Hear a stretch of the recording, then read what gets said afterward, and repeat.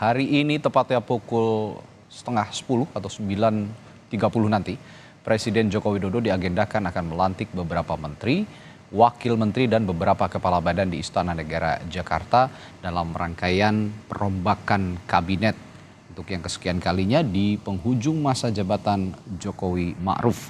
Koordinator Staf Khusus Presiden Ari Dwi Payana dalam rilis yang diterima Kompas TV menyatakan sejumlah menteri yang akan dilantik Presiden diantaranya Menteri Hukum dan HAM, lalu Menteri Energi Sumber Daya Mineral, Menteri Investasi, serta tambahan Wakil Menteri Kominfo, Kepala Badan Gizi Nasional, Kepala Kantor Komunikasi Kepresidenan dan Kepala Badan Pengawas Obat dan Makanan.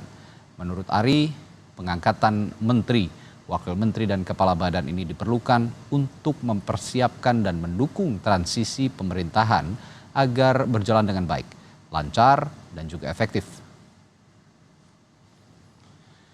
Dan untuk mengetahui kondisi paling akhir dari Istana Kepresidenan serta informasi terkini kabar perombakan kabinet atau reshuffle Kabinet Indonesia Maju, kita sudah terhubung dengan jurnalis Kompas TV Cindy Permadi yang saat ini berada di Istana Kepresidenan Jakarta.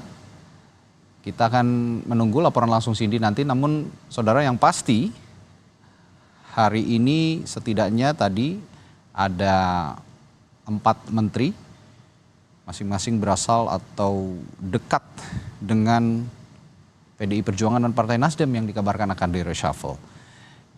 Ini akan keluar dari Kabinet Indonesia Maju dan Presiden Jokowi akan melantik 4 menteri baru untuk menggantikannya.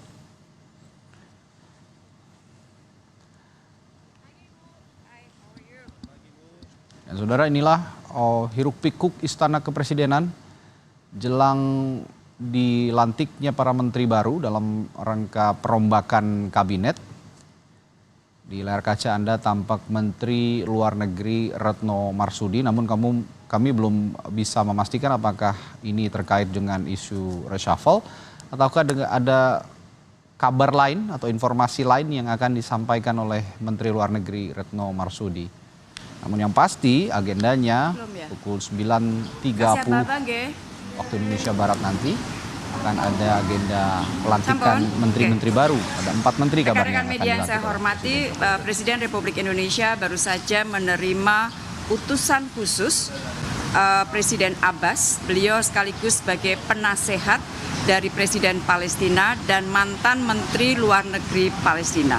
Presiden Mahmud Abbas telah Sepertinya informasi yang disampaikan terkait kunjungan kenegaraan yang terkait dengan Palestina tadi disampaikan oleh Menteri Luar Negeri Retno Marsudi. Namun yang pasti hari ini selain agenda tadi, agenda Presiden yang menerima kunjungan kenegaraan, akan ada agenda lain pukul 9.30 yakni perombakan kabinet atau reshuffle kabinet di akhir masa jabatan Presiden Jokowi.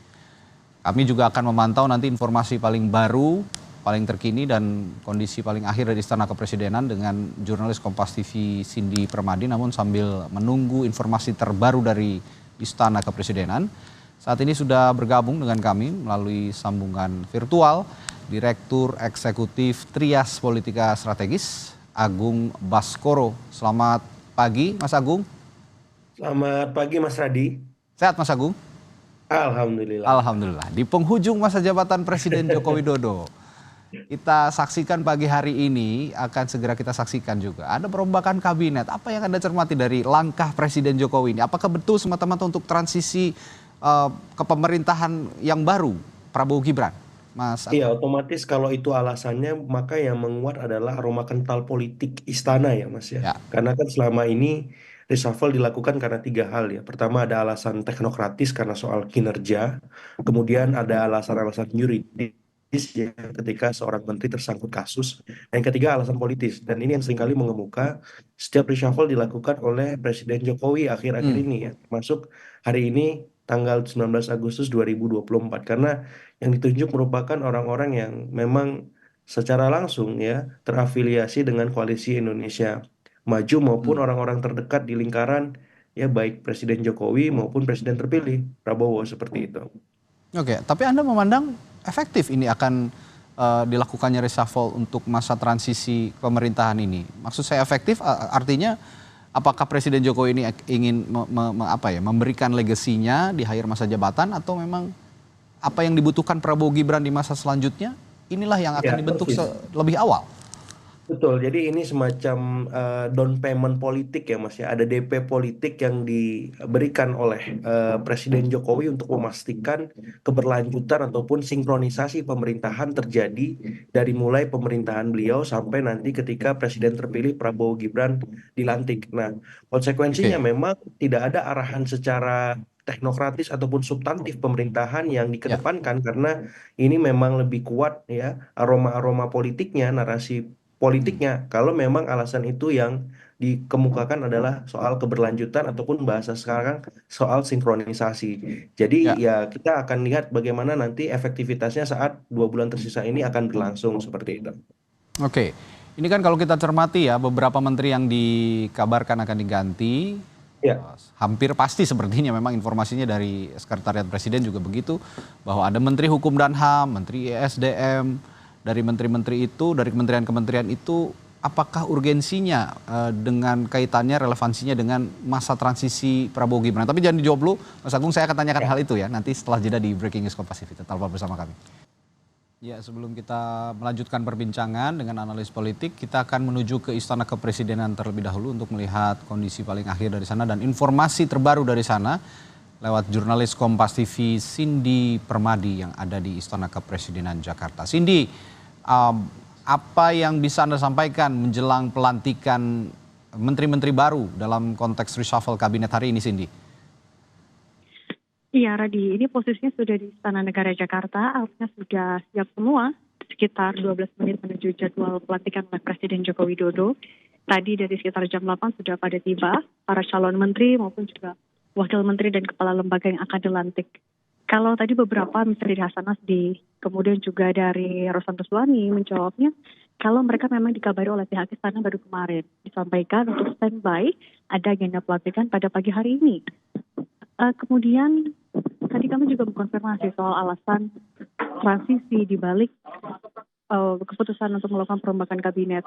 Tadi Ketua Harian DPP Partai Gerindra, Sufmi Dasko Ahmad, dan juga turut mendampingi sejumlah calon menteri pada pagi hari ini mengaminkan alasan itu, yang menyebutkan kalau memang diperlukan adanya sinkronisasi yang dipercepat untuk memudahkan atau untuk memperlancar transisinya. Jadi ketika masa pemerintahan Prabowo Subianto dan Gibran Raka Buming Raka dimulai dari tanggal 20 Oktober 2024 bisa langsung berjalan secara lebih efektif. Kemudian juga soal menjawab apakah kritik tidak akan efektifnya berjalan pemerintahan jika dilakukan perombakan di 2 bulan terakhir periode pemerintahan Joko Widodo. Kalau tadi Sufmi Dasko Ahmad membantah itu. Dia bilang justru yang di reshuffle adalah pos-pos menteri strategis yang akan membantu jalannya pemerintahan di periode Prabowo Subianto dan Gibran Raka Buming Raka. Jadi memang alasan transisi ini yang ditekankan oleh Sufmi Dasko Ahmad. Begitu juga tadi ditanyakan kepada Rosman. Dia bilang jangan 2 bulan. Pun seminggu ia dilantik, ia tetap dalam kondisi siap begitu. Tadi juga kalau Zulhas, Tumpan dan juga Menteri Perdagangan juga bilang ini adalah hak prerogatif Presiden. Presiden bisa saja untuk melakukan perombakan. Dan apakah menteri-menteri yang dilantik pada hari ini adalah menteri yang juga akan menjabat di pemerintahan Prabowo Subianto dan Gibran Raka Buming Raka? Yang mereka rata-rata bilang itu menjadi hak prerogatif dari Pak Prabowo dan akan dilihat nanti seperti apa. Tapi kalau kita juga mencermati soal perombakan di 2 bulan terakhir Presiden Joko Widodo, bisa dilihat ada 3 alasan. Yang pertama adalah tadi kalau misalnya menyesuaikan transisi, ini juga bisa terlihat dari reshuffle terakhir setidaknya Radi yang dilakukan pada tanggal 18 Juli. Dengan dimasukkannya orang-orang dekat dari Presiden terpilih Prabowo Subianto. Kemudian juga pada hari ini misalnya ada pelantikan dari Kepala Badan Gizi Nasional. Ini adalah badan yang memang dibentuk baru saja ditekan lewat Perpres pada tanggal 15 Agustus kemarin. Tujuannya adalah memang untuk memastikan kadar gizi baik itu untuk balita, ibu hamil, begitu, dan juga peserta didik. Ini sesuai sekali dengan yang menjadi program prioritas dari Presiden terpilih Prabowo Subianto dan Presiden terpilih Gibran Raka Buming Raka. Artinya memang tadi juga Erlangga bilang kalau keberlanjutan ini jadi kata kunci dari reshuffle pada pagi hari ini. Artinya adalah memang bagaimana agar nanti ketika Presiden terpilih Prabowo Subianto dan Gibran Rakabuming Raka mulai menjabat setelah pelantikan di 20 Oktober 2024 bisa langsung dilangsungkan tugas-tugasnya. Kemudian juga kita sama-sama tahu bahwa menteri adalah jabatan politik sehingga alasan politik di balik perombakan kabinet juga tidak bisa kita tutup mata begitu saja. Ini bisa kita lihat juga dari komposisi partai politik yang masih menjabat ataupun dilantik dan juga dari latar belakang. Misalnya untuk Yasona Lauli yang sebelumnya menjabat sebagai Menkumham kemudian digantikan oleh Supratman Andi Aktas. Kemudian juga kita juga mengingat bagaimana ini memang adalah hak prerogatif dari Presiden Joko Widodo yang pada pekan lalu Presiden Jokowi sempat ditanyakan soal adanya isu perombakan kabinet dan yang ia jawab adalah bahwa ia masih memiliki hak prerogatif dan perombakan kabinet bisa dilakukan kapanpun sesuai dengan kebutuhannya. Baik. Artinya kalau kita melihat juga catatannya dari sepanjang periode kedua dari Presiden Jokowi, artinya ini adalah reshuffle ke-9 yang dilakukan oleh Jokowi di periode 2019 hingga 2024 tadi. Baik, nanti kita akan perbaharui lagi informasi dari Anda, Cindy. Terima kasih. Untuk sementara ini kita saksikan, ini yang Anda saksikan di layar kaca Anda adalah visual terbaru dari dalam Istana Kepresidenan Jakarta, tempat berlangsungnya pelantikan nanti keempat menteri dan wakil menteri. Ada 3 menteri dan 1 wakil menteri sepertinya yang akan dilantik, termasuk juga para kepala lembaga setingkat menteri yang akan dilantik. Dan saudara, kami juga punya pernyataan dari Ketua Harian Partai Gerindra yang juga Wakil Ketua DPR Sufmi Dasko Ahmad yang menyebut perlu ada sinkronisasi jelang pemerintahan baru sehingga ada juga penambahan di pos kementerian seperti untuk jabatan Wakil Menteri Komunikasi dan Informatika. Berikut pernyataan lengkapnya. Menteri maupun kepala badan yang akan dilantik oleh Pak Presiden pada hari ini. Tujuannya mau untuk mempermulus transisi ya? Ya, kan ada banyak hal yang perlu disinkronisasi. Nah, sehingga ada beberapa yang kemudian kita minta agar ada percepatan untuk lancarnya sinkronisasi untuk menyongsong pemerintahan baru ke depan. Demikian. Namanya siapa aja Pak? Katanya Mas Angga ya? Ada penambahan karena Kominfo itu cakupannya begitu luas, ada 4 dirjen yang ada di bawah menteri, sehingga kita sudah kaji perlu ada penambahan wamen untuk supaya fungsi-fungsi Kominfo dapat berjalan seperti yang kita harapkan. Mungkin. Dari dalam Istana Kepresidenan kita lihat ada Bahlil Lahadalia, politisi Partai Golkar, lalu Supratman Andi Aktas, politisi Partai Gerindra. Lalu juga ada Rosan Ruslan yang kita ketahui sempat menjadi ketua tim pemenangan Capres-Cawapres Prabowo Gibran, dan di ujung ada Angga Raka Prabowo sebagai politisi Partai Gerindra yang juga akan dilantik sebagai Wakil Menteri Komunikasi dan Informatika. Dan Presiden Joko Widodo dan Wakil Presiden Ma'ruf Amin sudah memasuki ruang Istana Kepresidenan untuk selanjutnya akan melakukan prosesi pelantikan 3 menteri dan wakil menteri serta beberapa kepala lembaga negara.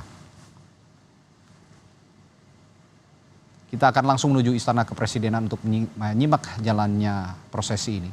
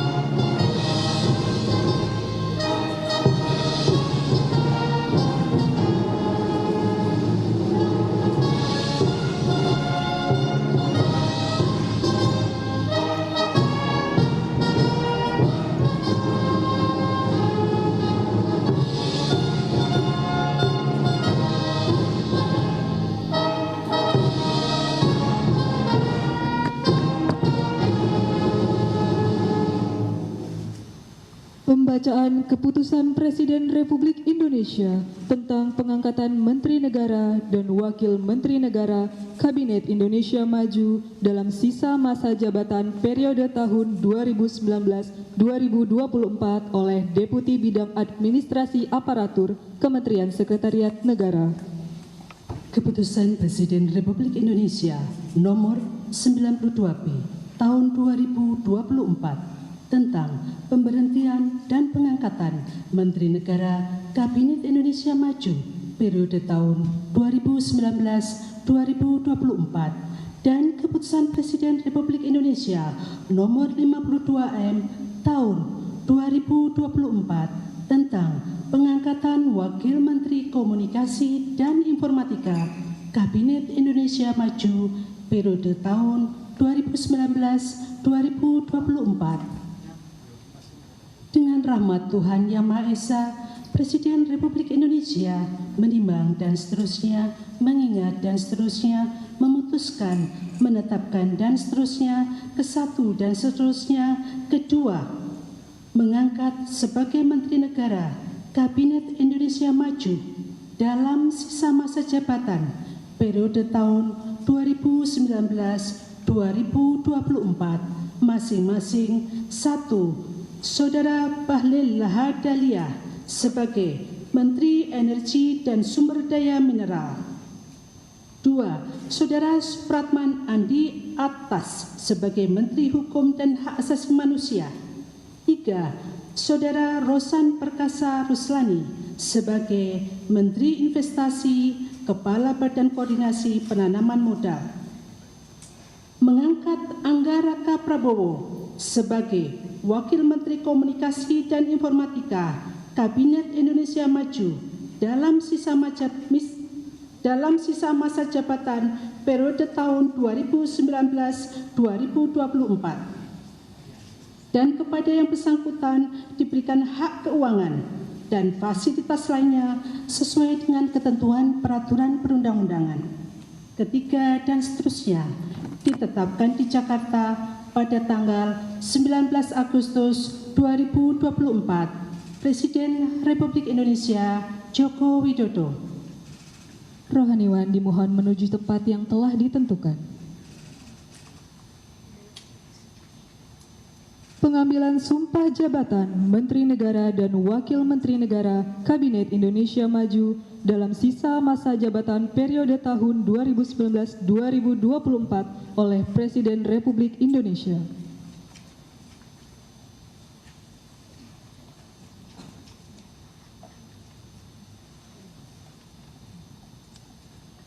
Sebelum saya mengambil sumpah berkenaan dengan pengangkatan saudara-saudara sebagai Menteri Negara dan Wakil Menteri Negara Kabinet Indonesia Maju dalam sisa masa jabatan periode tahun 2019-2024. Terlebih dahulu saya akan bertanya kepada saudara-saudara. Apakah saudara-saudara beragama Islam? Islam. Bersediakah saudara-saudara untuk diambil sumpah menurut agama Islam? Bersedia. Apabila demikian, harap mengikuti dan mengulangi kata-kata saya. Demi Allah saya bersumpah. Demi Allah saya bersumpah. Bahwa saya akan setia kepada Undang-Undang Dasar Negara Republik Indonesia tahun 1945 serta akan menjalankan segala peraturan perundang-undangan dengan seluruh-seluruhnya demi dharma bakti saya kepada bangsa dan negara. Bahwa saya dalam menjalankan tugas jabatan akan menjunjung tinggi etika jabatan bekerja dengan sebaik-baiknya, bekerja dengan sebaik-baiknya, dengan penuh rasa tanggung jawab. dengan penuh rasa tanggung jawab. Rohaniwan dimohon kembali ke tempat semula. Persiapan penandatanganan berita acara. Kepada Saudara Bahlil Lahadalia sebagai Menteri Energi dan Sumber Daya Mineral dimohon menuju meja penandatanganan.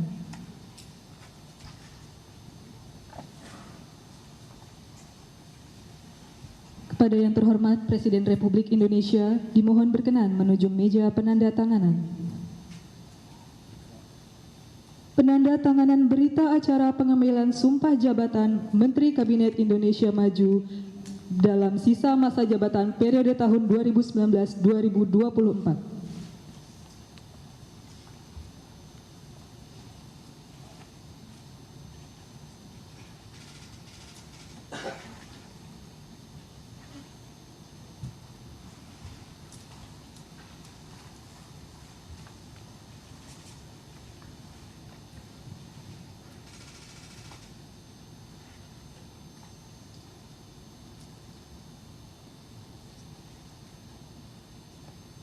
Selanjutnya, Saudara Supratman Andi Aktas sebagai Menteri Hukum dan Hak Asasi Manusia.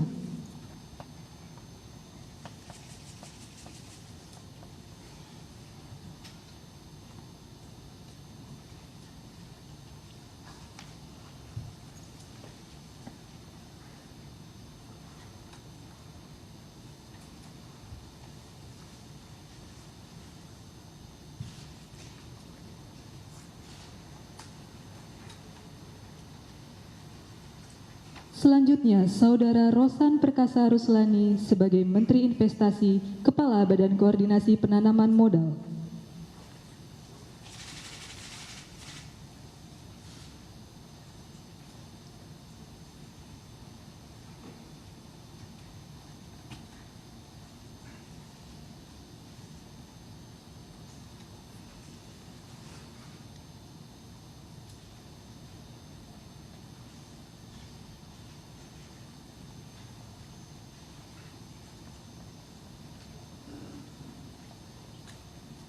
Selanjutnya, Saudara Angga Raka Prabowo sebagai Wakil Menteri Komunikasi dan Informatika.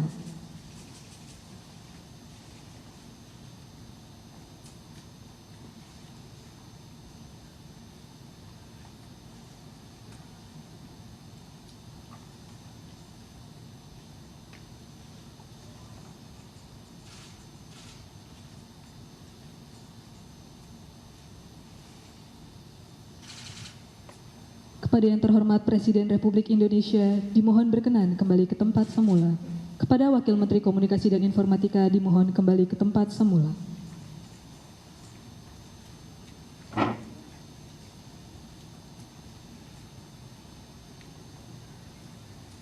Lagu Kebangsaan Indonesia Raya.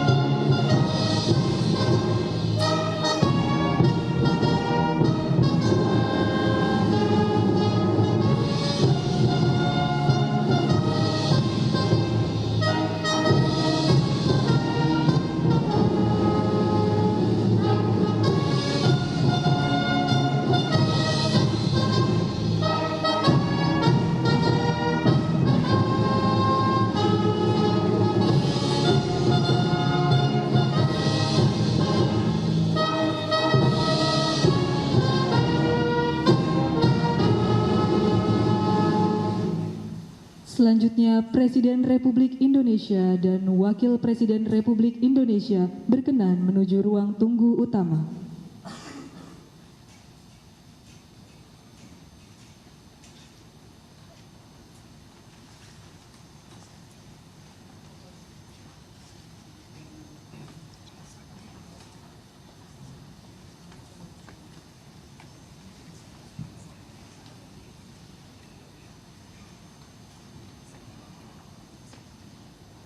Ya, baru saja Anda saksikan pelantikan dari 3 menteri dan 1 wakil menteri oleh Presiden Joko Widodo. Yang kita saksikan bersama adalah pelantikan Menkumham Supratman Andi Aktas, lalu Menteri ESDM Bahlil Lahadalia, Menteri Investasi Kepala BKPM Rosan Ruslani, dan juga Wakil Menteri Komunikasi dan Informatika Angga Raka Prabowo. Tadi saya sempat berbincang juga dengan analis politik dari Trias Politiknya. Saya akan lanjutkan kembali sebelum kita saksikan prosesi berikutnya. Sepertinya akan ada pemberian selamat nanti dari Presiden untuk para menteri dan wakil menteri. Mas Agung, ya masih bersama kami ya. Mas Agung, saya bertanya, ada beberapa pos menteri yang diganti seperti Menkumham, Menteri ESDM, lalu Menteri Investasi, Kepala BKPM, dan juga Wakil Menteri Komunikasi dan Informatika. Ada 2 berarti wakil menteri. Bagaimana urgensinya menurut Anda? Apa yang Anda pandang dari pos-pos menteri ini yang sepertinya ada alasan khusus untuk diganti begitu, Mas Agung?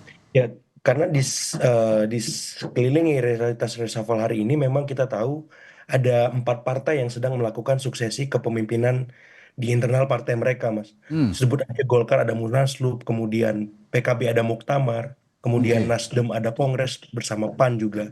Nah, posisi Menkumham ini begitu krusial karena dia akan mensahkan kepengurusan terpilih untuk bisa kemudian dibawa saat pendaftaran kepala daerah ya se-Indonesia serentak itu 545 provinsi kota kabupaten agar bisa diterima secara definitif oleh KPU KPUD kota kabupaten serentak ya seluruh Indonesia seperti itu. Jadi perannya sangat krusial sehingga kalau misal ini tidak dikondisikan oleh istana, otomatis arahan-arahan strategis yang akan meliputi itu ketika pilkada nanti akan tidak tersampaikan, termasuk ketika arahan itu diberlakukan di tingkat partai-partai politik seperti itu. Itu yang pertama. Dan yang kedua memang urgensi untuk level kementerian yang lain seperti ISDM atau investasi memang menjadi nomor 2 ketika alasannya teknokratis, karena alasan politis lebih menguat. Kenapa? Karena kita tahu ada arahan juga bagi saudara Bahlil untuk menjadi ketua umum Golkar yang santer memang disebut-sebut secara masif ya, spekulatif di banyak media bahwa beliau akan menggantikan Erlangga Hartarto yang kemarin sudah mengundurkan diri seperti itu. Dan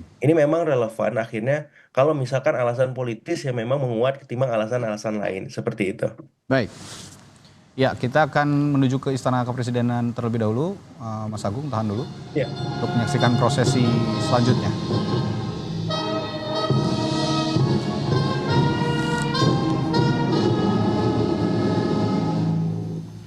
Pembacaan Keputusan Presiden Republik Indonesia tentang pengangkatan Kepala Kantor Komunikasi Kepresidenan dan Kepala Badan Gizi Nasional oleh Deputi Bidang Administrasi Aparatur Kementerian Sekretariat Negara.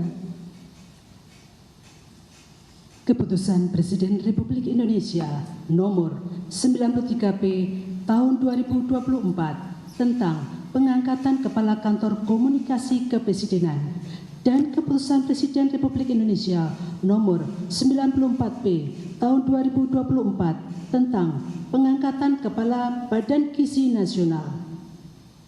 Dengan rahmat Tuhan Yang Maha Esa, Presiden Republik Indonesia menimbang dan seterusnya, mengingat dan seterusnya, memutuskan, menetapkan dan seterusnya.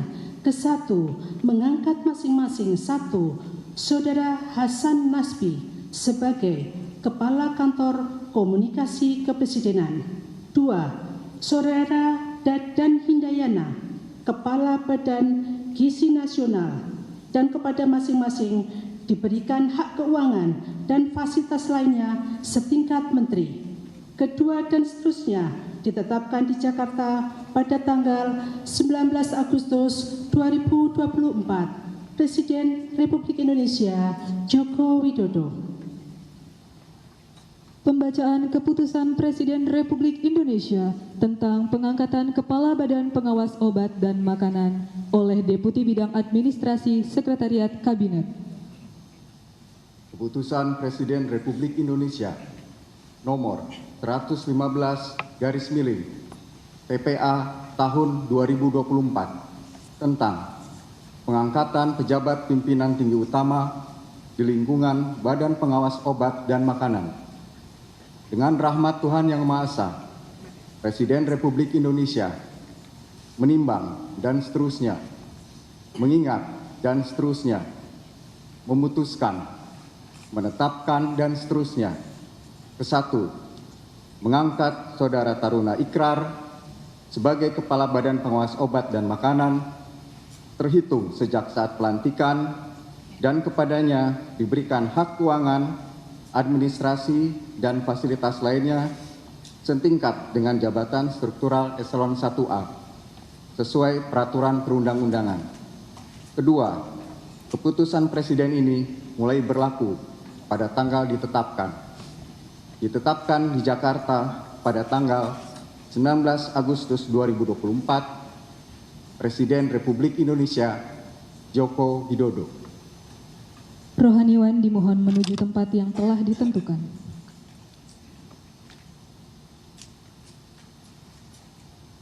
Pengambilan sumpah jabatan Kepala Kantor Komunikasi Kepresidenan, Kepala Badan Gizi Nasional, dan Kepala Badan Pengawas Obat dan Makanan oleh Presiden Republik Indonesia.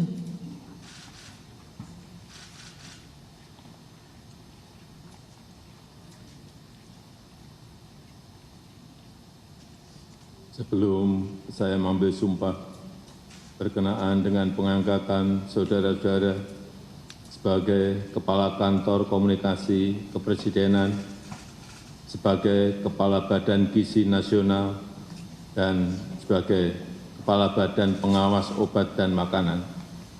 Terlebih dahulu saya akan bertanya kepada saudara-saudara, apakah saudara-saudara beragama Islam? Islam. Bersediakah saudara-saudara untuk diambil sumpah menurut agama Islam? Bersedia. Apabila demikian, harap mengikuti dan mengulangi kata-kata saya. Demi Allah saya bersumpah. Demi Allah saya bersumpah. Bahwa saya akan setia kepada Undang-Undang Dasar Negara Republik Indonesia tahun 1945 serta akan menjalankan segala peraturan perundang-undangan dengan seluruh-seluruhnya demi dharma bakti saya kepada bangsa dan negara, bahwa saya dalam menjalankan tugas jabatan akan menjunjung tinggi etika jabatan, bekerja dengan sebaik-baiknya, dengan penuh rasa tanggung jawab. Rohaniwan dimohon kembali ke tempat semula. Persiapan penandatanganan berita acara kepada Saudara Hasan Hasbi sebagai Kepala Kantor Komunikasi Kepresidenan dimohon menuju meja penandatanganan.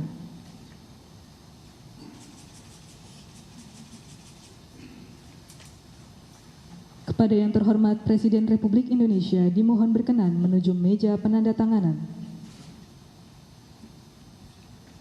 Penandatanganan berita acara pengambilan sumpah jabatan Kepala Kantor Komunikasi Kepresidenan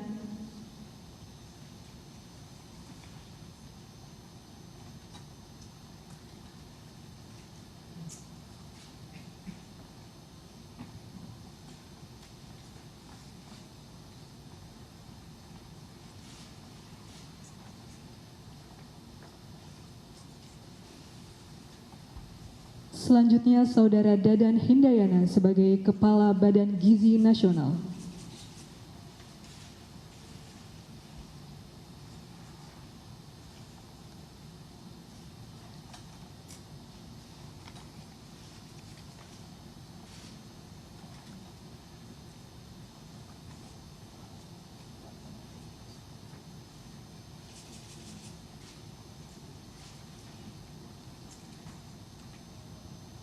Selanjutnya, Saudara Taruna Ikrar sebagai Kepala Badan Pengawas Obat dan Makanan.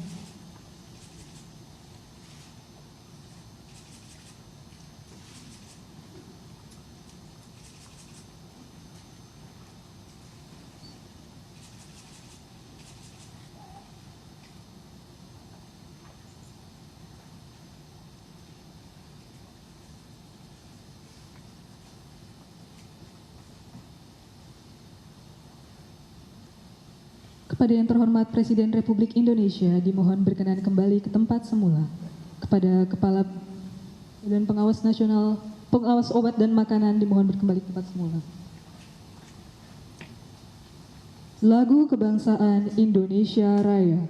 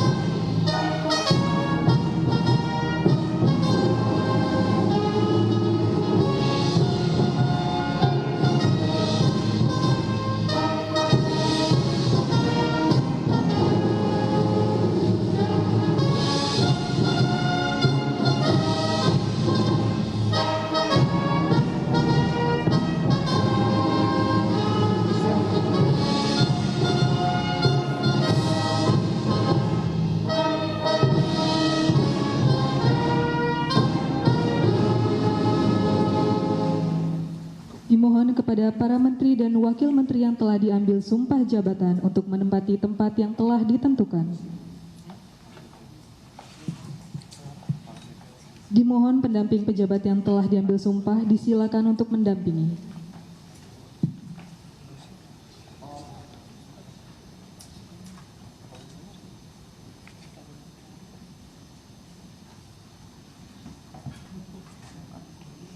Pemberian ucapan selamat didahului oleh Presiden Republik Indonesia dan Wakil Presiden Republik Indonesia.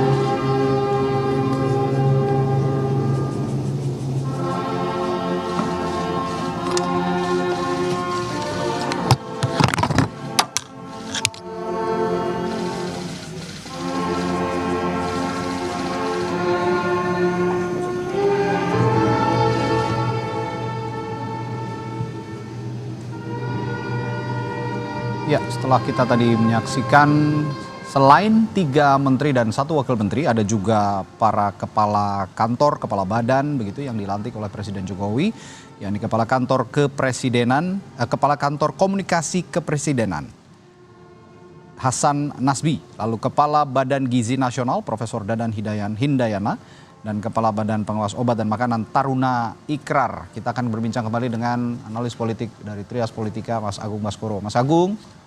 Ya, kalau tadi kita sempat menyinggung apa urgensinya mengganti Menteri Hukum dan HAM di masa transisi. Sekarang saya juga akan bertanya kepada Anda soal ada sepertinya lembaga baru, kepala kantor komunikasi ya kepresidenan Hasan Nasbi. Ini sepertinya baru. Padahal di KSP sendiri, di kantor staf presiden, ini juga ada sebenarnya divisi komunikasi yang bisa difungsikan. Nah, begitu spesifiknya sehingga harus ada kepala kantor komunikasi kepresidenan. Bagaimana menurut Anda ini? Iya, beberapa kali memang terjadi dalam tanda petik blunder-blunder komunikasi politik ya di depan publik, sehingga memang dilihat KSP ini kurang optimal maupun beberapa tim ke KSP-an untuk menjadi juru bicara di depan panggung depan politik kita. Nah, dengan kehadiran kepala komunikasi ini, saya rasa ini bisa menjadi alur satu pintu yang bisa dikonfirmasi oleh media, publik, dan siapapun yang menjadi pihak terkait agar apa? Agar komunikasi antar kementerian, komunikasi antar badan ini menjadi satu arah, searah dengan visi misi presiden dan wakil presiden. Apakah dalam konteks ini Presiden Jokowi maupun nanti Presiden Prabowo ya, karena memang ini menjadi keluhan bersama ya, baik oleh publik maupun awak media. Seringkali kita nggak mendapatkan informasi yang sebanding ataupun setimbang, sehingga memang lebih banyak energi-energi negatif ya, pemberitaan-pemberitaan yang kurang positif ketika pemerintah melakukan gebrakan ataupun inovasi-inovasi dalam membuat kebijakan seperti itu. Ambil contoh saja yang paling aktual dan krusial itu soal ibu kota negara ya di Nusantara. Ibu kota Nusantara. Ya, seringkali pemberitaannya negatif ya. Padahal kan banyak sisi-sisi positif yang bisa dielaborasi kalau memang tim komunikasi presiden ini handal dan cakap untuk mengelola beragam macam masukan, kritik maupun hoax dan kampanye-kampanye hitam lain ya. Alih-alih melibatkan influencer gitu ya, Mas Agung? Nah, itu saya kira itu masukan yang baik ketika sekarang ada tim kepala komunikasi presiden, dia harus lebih inovatif merespon situasi yang ada di masyarakat agar apa? Agar apa-apa yang sudah terjadi tidak terulang dan ke depan lembaga kepresidenan semakin lebih positif dipandang oleh publik.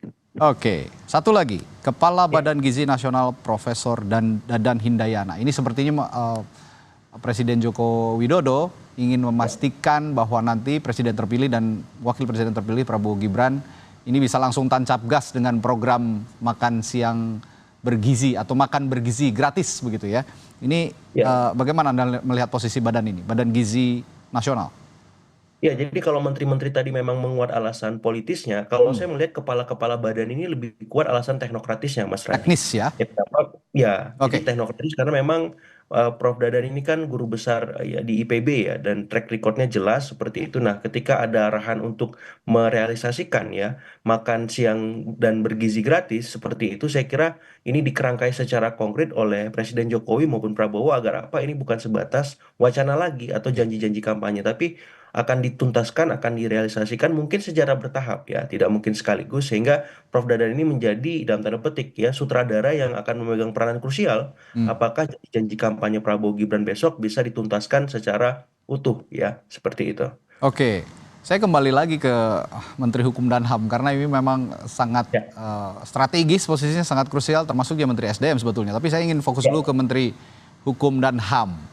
Kita ketahui belakangan ini ada gonjang-ganjing. Tadi sempat Anda singgung juga bahwa pemilihan Ketua Umum Partai Golkar yang definitif nanti akan diselenggarakan pada saat Munas Partai Golkar berikutnya. Nah, apakah ini juga akan memastikan posisi itu? Terlebih juga kemarin sempat selain Bahlil Lahadalia yang Anda sebutkan tadi, sempat ada gonjang-ganjing isu juga bahwa keluarga Joko Widodo, entah siapapun itu, mungkin Presiden Joko Widodo sendiri akan menempati posisi strategis di Partai Golkar. Persis, jadi dengan kehadiran Menkumham baru Pak Supratman ini, saya kira narasi yang akan dibawa istana selama prakondisi atau cipta kondisi untuk Partai Golkar sebelumnya memang bisa terlaksana seutuhnya tanpa kecuali. Nah, dengan kehadiran Menkumham baru ini saya kira itu dipertegas dan diperkuat agar apa? Agar istilahnya satupun skenario yang sudah ditetapkan itu tidak ada yang terlewat, Mas Radhi. Pertama, yang kedua memang kita harus akui juga bahwa nanti akan terdapat dinamika walaupun tidak sekeras munaslup ataupun Munas Golkar sebelumnya, tapi yang jelas Presiden Jokowi ataupun keluarga Pak Jokowi yang diwakili oleh Mas Gibran secara langsung ataupun tidak akan memegang posisi strategis. Saya dapat rumor yang spekulatif yang nanti mungkin bisa dipertanggungjawabkan besok bahwa Presiden Jokowi arahannya memang menjadi ketua Dewan Pembina ya kemudian Mas Gibran sedang dicari tempat yang pas di Golkar agar apa? Agar bisa menjadi pelanjut tongkat estafet kepemimpinan Presiden Jokowi maupun nanti untuk Pak Bahlil ya, apakah sebagai waketum. Jadi next setelah Pak Bahlil yang saya dengar rumor spekulatif kembali adalah Mas Gibran the next ketum Golkar setelah Pak Bahlil seperti itu. Jadi arahan-arahan spekulatif semacam itu saya kira hari ini lebih banyak benernya sebagaimana reshuffle yang kita bahas pekan lalu ya ketimbang tidak benernya karena memang publik dengan mudah sekarang mendapati informasi itu dengan beragam macam sumber yang bisa dipercaya. Demikian Mas Radi. Dan mungkin publik juga bertanya-tanya, apa hubungannya keluarga presiden yang ingin menduduki posisi strategis di Partai Golkar dengan perubahan atau pergantian Menteri Hukum dan HAM. Yang saya lihat bahwa pemberian atau perubahan ADART ini ada di Menteri Hukum dan HAM begitu ya kira-kira ya Mas Agung? Kalau perubahan ADART sebenarnya di internal diputuskan. Internal nanti didaftarkan ke Menkumham gitu kan? Persis. Nah Menkumham fungsinya mensahkan itu. Betul, itu mensahkan itu. Kemudian kepengurusan seperti itu. Nah memang di situ titik krusialnya karena kemarin kan saya mendapat informasi juga ketika DPP PDIP disahkan kepengurusannya memang pihak istana tidak dilibatkan oleh Pak Yasona. Supaya tidak terulang kembali otomatis arahan yang paling utama adalah bagaimana mereshuffle posisi Menkumham agar apa? Apapun bentuk perubahannya, apakah itu ADART, pengurusan, dapat dengan mudah langsung disahkan dan bisa mulus gitu ya. Diterbitkan ke KPU. Ya, dan yang satu hal lagi yang perlu juga diketahui publik adalah ADART di Partai Golkar ini menetapkan bahwa siapapun yang menduduki posisi strategis di Partai Golkar, termasuk ketua umum, harus pernah menjadi kader Partai Golkar. Nah, sedangkan kita ketahui bersama bahwa selama ini Presiden Joko Widodo beserta keluarganya ini kan berada di naungan Partai Demokrasi Indonesia Perjuangan, belum pernah menjadi kader Partai Golkar. Kira-kira seperti itu gambarannya ya, Mas Agung? Persis, dan ini memang mau tidak mau kalau memang Presiden Jokowi dan keluarga masuk ke dalam Golkar, otomatis revisi ADART itu menjadi keniscayaan. Dan satu hal yang menarik dari ini adalah bagaimana kita tunggu reaksi PDIP, Mas Radi.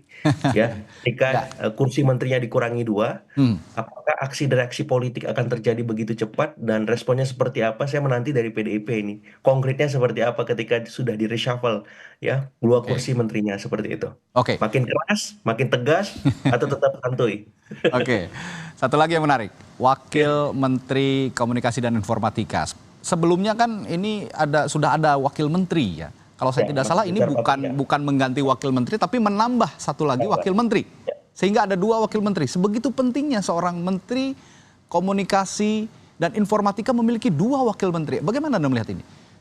Iya, Wakil Menteri Komunikasi dan Informasi ini krusial sama seperti tadi juru bicara Kepala Kantor Komunikasi Presidenan. Ya, kenapa? Karena memang Kominfo ini kemarin disorot karena ada soal kebocoran data. Betul. Ya.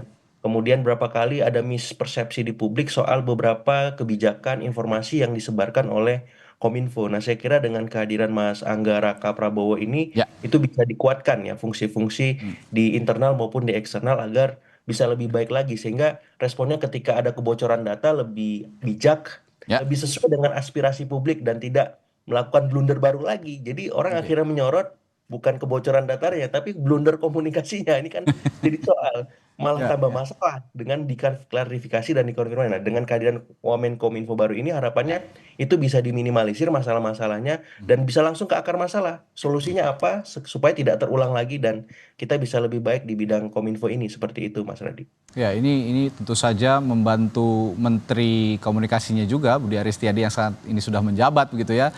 Dan sepertinya masih banyak evaluasi yang harus dilakukan begitu terkait kinerja Menteri Komunikasi ini. Kita akan lanjutkan perbincangan kita Mas Agung, tapi setelah jeda tetaplah di Breaking News Kompas TV. Kita tadi sudah saksikan bersama ada pelantikan sejumlah menteri dan para kepala badan yang ini dalam konteks reshuffle atau perombakan kabinet di akhir masa jabatan Presiden Joko Widodo. Tadi kami juga masih berbincang dan kita akan lanjutkan perbincangan dengan analis politik dari Trias Politika. Mas Agung masih bersama kami? Ya, Mas Adi, aman. Ya, baik. Oke. Mas Agung, tadi kita sudah bahas Menkumham, lalu juga Wamenkominfo yang ada 2 posisinya begitu ya, lalu juga Kepala Kantor Komunikasi Kepresidenan Nah, sekarang saya ingin bahas juga Menteri ESDM dan juga Menteri Investasi, yang satu baru mengisi posisi baru, yang satu digeser begitu ya. Ini menarik juga karena SDM kita ketahui merupakan salah satu menteri yang strategis menangani energi dan sumber daya mineral. Di sisi lain investasi. Investasi ini juga penting karena kaitannya mungkin dengan IKN kalau saya baca. Bagaimana Anda melihat dua posisi ini? Iya, kalau untuk posisi SDM ini memang jantungnya ya narasi keberlanjutan yang digaungkan oleh Presiden Jokowi maupun Presiden terpilih. Sudah bertentu Bapak Presiden atas arahannya untuk melakukan beberapa langkah-langkah dalam rangka percepatan, terutama dalam mengoptimalkan potensi dan produksi sumber daya alam kita dalam rangka meningkatkan pendapatan negara. Sekaligus menciptakan lapangan pekerjaan. Yang kedua adalah yang sudah bagus sekarang kita lanjutkan, yang belum baik ya kita sama-sama perbaiki. Karena sejatinya kan semuanya itu berkesinambungan. Pak mengingat ya Rahmatullah. Sorry. Ya. Pak mengingat Bapak juga pengusaha tambang Pak, dan Bapak juga sekarang menjadi Menteri SDM. Untuk konflik kepentingan ini bagaimana nanti dijaganya? Saya sejak dilantik jadi pemerintah sebagai kepala BKPM, saya tidak lagi menjadi pengusaha. Jadi udah selesai dan insya Allah sekalipun saya punya latar belakang sebagai pengusaha, saya bisa membedakan mana yang untuk kepentingan negara dan mana untuk kepentingan pribadi. Justru dengan pengalaman saya sebagai mantan pengusaha itu akan mencoba untuk memenuhi apa yang harus dilakukan perbaikan dalam rangka sejalan dengan apa yang dibutuhkan oleh dunia usaha. Artinya diproksikan ke nomini. Oh, ngawur itu. Oh enggak dong, kalau perusahaan saya jalan aja normal. Saya enggak lagi menjadi pengurus kan. Pak, soal apa koordinasi dengan Pak Rosan ke depan seperti apa? Karena Bapak kan kepala Satgas sebelumnya, statusnya. Pak Rosan ini adalah senior saya. Sebagian dari para pekerjaan Kementerian SDM itu hilirnya itu ada di Kementerian Investasi, terutama menyangkut dengan IUP. Pasti saya akan komunikasi dengan Pak Rosan. Yang kedua menyangkut dengan Satgas. Satgas itu melekat pada jabatan. Jadi Satgas itu melekat pada jabatan Menteri Investasi. Begitu saya sudah pindah sekarang ke Kementerian SDM, ketua Satgasnya tetap Menteri Investasi yaitu Pak Rosan. Namun karena Satgas itu adalah Menteri SDM juga sebagai wakil ketua, pasti kami koordinasi. Dan sifat pengambilan keputusannya kan kolektif kolegia. Gitu. Ya. Untuk Pak Supratman, arahan dari Presiden. Yang paling utama adalah melakukan reformasi di bidang hukum ya, terutama yang berkaitan dengan banyaknya tumpang tindih aturan di antara satu undang-undang dengan yang lain. Jadi Bapak Presiden menginginkan supaya itu dilakukan harmonisasi dan kemudian itu bisa mengintegrasikan sehingga tidak ada lagi nanti ego sektoral yang diakibatkan oleh karena tumpang tindihnya satu peraturan perundang-undangan. Yang kedua, tadi pagi kami juga setelah bertemu dengan Bapak Prabowo, Presiden terpilih, beliau memesankan kepada kami untuk menjaga Republik ini. Jangan melakukan segala sesuatu yang perbuatan tercela dan insya Allah itu akan menjadi tugas yang akan kami jalankan. Berarti ini sinyal untuk lanjut ke kabinet Prabowo selanjutnya Pak untuk kalian bertiga? Bukan, karena saya sebagai kader Gerindra tentu wajib untuk sowan kepada beliau meminta izin doa restu dan tadi pagi kami diterima dan beliau hanya memesan itu kepada kami. Apakah akan melakukan bersih-bersih atau merombak di jajaran Kumham sendiri? Semua yang baik pasti tidak mungkin kita bisa, ini kan ada sebuah birokrasi ya, jadi apa yang baik ya tetap kita lanjutkan, yang tidak baik kita sempurnakan. Pak Prabowo nggak hadir di pelantikan tadi, alasannya apa? Beliau ada kunjungan ke luar negeri ya, ke Australia. Pak, tapi Bapak ada komunikasi nggak dengan Pak Yasona sebelumnya? Saya berteman baik dengan Pak Yasona dan semalam kami juga kontak dan saya sampaikan bahwa tentu tidak mungkin seketika semua kita rubah dan lain-lain sebagainya. Intinya adalah semua program-program yang baik yang telah dilakukan oleh menteri sebelumnya menjadi kewajiban kami untuk menyempurnakan itu dan melanjutkan. Pak, ada kekhawatiran ini terkait dengan karena kepentingan politik karena digantikan oleh menteri dari PDIP. Kalau Bapak menjawabnya gimana Pak? Nggak ada masalah kalau soal itu kan kewenangan hak prerogatif presiden ya. Jadi tidak ada sama sekali dikotomi antara partai pemerintah atau yang lain-lain. Yang jelas presiden memberi kepercayaan, tugas saya untuk melaksanakan tugas itu. Mas Supratman, bagaimana komitmen Bapak mengenai apabila ada partai politik yang dengan partai politik, apakah Bapak, bagaimana komitmen Bapak, apakah akan cawe-cawe atau bagaimana ke depannya? Intinya semua harus kita lakukan secara objektif. Mana yang objektif kita lihat dari semua aspek legalitas yang cukup dan itu sudah memenuhi persyaratan undang-undang, kami akan berlaku adil. Pak, jabatan ini kan tinggal berapa bulan lagi, Pak? Apa ini maksudnya berlanjut ke untuk kabinet selanjutnya, Pak? Wah, itu saya tidak bisa menjawab itu karena tentu itu penugasan berikutnya dengan presiden terpilih. Pak Bahlil juga, Pak. Apakah ini maksudnya berlanjut untuk di kabinet? Ya, ini semuanya kan untuk menteri itu kan pembantu presiden. Jadi kita harus serahkan kepada yang punya hak prerogatif. Kita sebagai warga negara menjalankan aja apa yang diperintahkan oleh negara. Ya. 2 bulan terakhir ini Pak, akan strateginya seperti apa Pak? Untuk khususnya ada titipan dari Pak Arifin sendiri nggak Pak? Saya pasti habis ini saya akan komunikasi sama Pak Arifin karena saya sama beliau kan hubungan abang ade. Komunikasi kami kan sangat baik sekali. Jadi pasti yang sudah bagus saya akan lanjutkan. Kemudian saya akan tanyakan apa-apa yang menjadi PR yang harus saya selesaikan. Jadi bukan berarti ada pejabat baru masuk kemudian merombak kebijakan, nggak boleh. Yang sudah bagus kita lanjutkan. Itu kan memang pemerintah harus begitu. Yang belum bagus ya kita sempurnakan bareng-bareng ya. Pak Rosan. Nah, ini yang paling yang tinggal 2 bulan, Pak, apakah akan efektif bekerja, Pak? Karena sisanya hanya 2 bulan untuk kepada Bapak. saya yakin semua pasti punya strategi ya. Masing-masing mempunyai style kepemimpinan. Justru tantangan bagi kita lah dengan waktu yang ada kita harus mampu memberikan kontribusi kita yang terbaik kepada bangsa dan negara. Ya silakan Pak Rosan. Ini Pak Rosan ini bos saya soalnya. Pak Rosan kan disebut ini adalah masa transisi ke pemerintahan Pak Prabowo nih. Nantinya bagaimana?